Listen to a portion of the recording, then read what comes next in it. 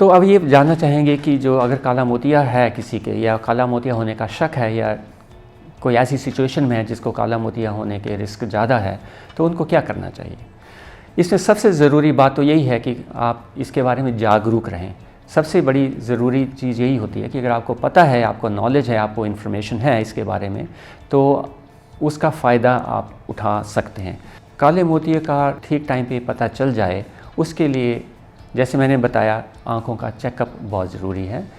तो वैसे तो हर साल आँखों का चेकअप होना चाहिए, लेकिन ख़ासकर जब आप 40-45 साल की उम्र में पहुँचते हैं, तो वो एक टाइम है जब आपको नज़दीक के लिए चश्मा लगता है। उस टाइम पे काला मोतिया आने की संभावना भी होती है।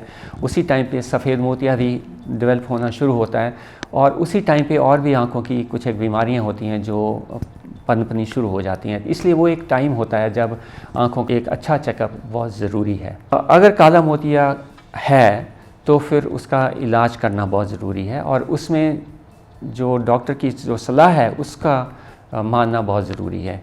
उसको हम कहते हैं कि जैसे दवाई शुरू करी है तो दवाई को बीच में नहीं छोड़ना है। जैसे दवाई बताई गई है बिल्कुल उसी तरह से इस्तेमाल करना है।